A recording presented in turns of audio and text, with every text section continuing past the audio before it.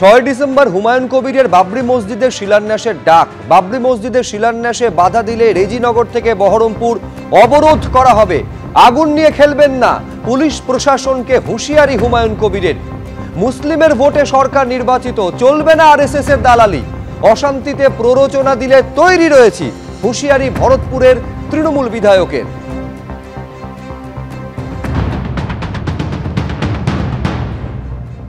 আর আমি 1 বছর আগে থেকে বলেছি বেলডাঙ্গার কোন একটা জায়গাতে আমি বাবরি মসজিদের শিলান্যাস করব।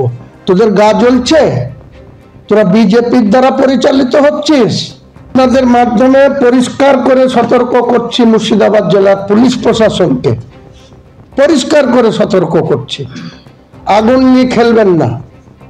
চ্যালেঞ্জ থাকলো আমার মুর্শিদাবাদের প্রশাসনকে, 6 তারিখে রেজিনগর থেকে বহরমপুর NH-34 আমার দখলে থাকবে, মুসলিমদের দখলে থাকবে। মুর্শিদাবাদের মুসলিমদের না, রাজ্য মুসলিমদের কত ব্যক্তি এখানে আসবে সেদিন প্রমাণ করব। আপনারা হাতির 5 পা দেখেছেন? মুসলমান ভোট দিয়ে আপনাদের সরকার নির্বাচিত করবে আর আপনারা আরএসএস এর দালালি করবেন মুর্শিদাবাদ জেলায়। আমি শান্তি ভাঙব না, কিন্তু শান্তিপূর্ণ প্রোগ্রামকে কেউ যদি অশান্তির প্রয়োজনা দেয় তার মোকাবেলা করার জন্য আমি প্রস্তুত আছি, আমি দেখবো আমাকে কে আটকায়। 6 তারিখে রেজিনগর থেকে বহরমপুর রাস্তা আমার দখলে থাকবে। দেখি কত হাজার পুলিশ এনে আমাদের বিরুদ্ধে গুলি চালাতে পারে না, আমাকে ওখান থেকে হটাতে পারে, দেখবো আমি। হুমায়ুন কবিরের এই হুঙ্কারের পেছনে চক্রান্ত দেখছেন সিদ্দিকুল্লাহ চৌধুরী। 6 ডিসেম্বরই মুর্শিদাবাদে বাবরি মসজিদের ভিত্তিপ্রস্তর স্থাপনের হুঙ্কার দিয়েছেন হুমায়ুন কবির। ওই দিনকে কেন্দ্র করে একটা অশুভ পরিস্থিতি তৈরির চেষ্টা চলছে। বিদ্রোহী তৃণমূল নেতার বিরুদ্ধেই উস্কানির অভিযোগ তুলেছেন গ্রন্থাগার মন্ত্রী। বিজেপি আরএসএস 1 কোটি মাথার দাম ঘোষণা করেছে। কোথায় মুর্শিদাবাদের নেতা, কোথায় সংঘের দফতর থেকে হুমকি। হুমায়ুন কবিরের হুঙ্কারের নেপথ্যে রাজনৈতিক চক্রান্ত দেখছেন রাজ্যের গ্রন্থাগার মন্ত্রী।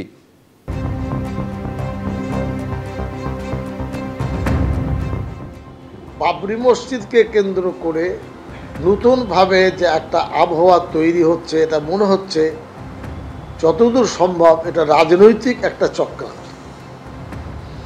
বিজেপির কিছু নেতা, আরএসএস এর নেতারা বলছেন 1 কোটি টাকা নাকি তার মাথার মূল্য দেওয়া হবে। কোথায় মুর্শিদাবাদ, কোথায় নেতা সেখানে টিপ্পনি আসছে আরএসএস বিজেপির হেডকোয়ার্টার থেকে। তো এই যোগটা আমরা মেলাতে পারছি না, যোগটা কোথায়? অনেকেই মসজিদ বানান, অনেকেই এই লিঙ্কে আমাদের ধারণা হচ্ছে ওই ব্যক্তিকে কে হয়তো পরিচিত করেছেন। এর দ্বারাই মুসলমান সমাজের খুব লাভ হবে, কিছু হবে বলে আমি মনে করি না। বাবরি মসজিদ নিয়ে হুমায়ুন কবিরের হুঙ্কার, বিজেপির হাত দেখছেন কল্যাণ বন্দ্যোপাধ্যায়। দেখুন এবার কোথায় যায়। হুমায়ুন নিয়ে কটাক্ষ ছুড়ে দিয়েছেন তৃণমূল সাংসদ। वो जो हमने पहले बोला था ना, जब हमने बोला था आप लोग विश्वास नहीं किया। जो अधीर रंजन रायचौधरी जब इधर अपोजिशन लीडर था, हम तो बोला था बीजेपी के साथ हाथ मिला लिया। वो तो प्रमाणित तो हो गया 2024 में।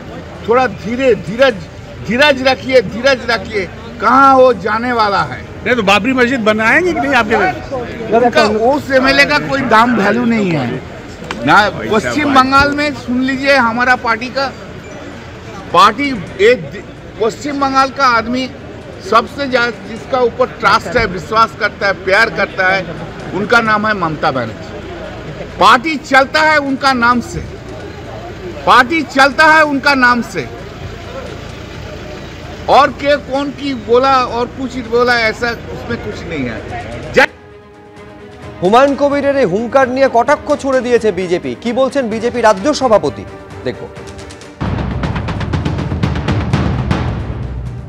মুখ্যমন্ত্রী বাবরের পক্ষে, আমরা রামের পক্ষে।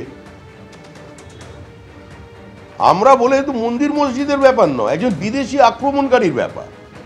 পশ্চিমবঙ্গ যে পশ্চিম বাংলাদেশ হতে চলেছে এখানেও যে বাংলাদেশের মতো ধ্বনি উঠবে, রবীন্দ্রনাথের ছবি জ্বালিয়ে তৃণমূল কংগ্রেসের ছাত্রনেতা সেটাই প্রমাণ করেছে। আর পশ্চিমবঙ্গে বাবরি মসজিদ তৈরি করে দেওয়ার কথা বলে হুমায়ুন কবির সেটাই ঠিক করেছে। এবার পশ্চিমবঙ্গের অন্য যারা মানুষ আছেন তাদের চিন্তা করতে হবে, তারা মুর্শিদাবাদের মতো পরিবেশে থাকবেন, তারা বাবরের সঙ্গে থাকবেন না রামের সঙ্গে থাকবেন, মানুষকে চিন্তা করে নিতে হবে। তবে এই সমস্ত স্লোগান হিম্মত থাকলে করে দেখান, সারা ভারতবর্ষের মানুষ ঝাঁপিয়ে পড়বে। এবিপি আনন্দ, এগিয়ে থাকে, এগিয়ে রাখে।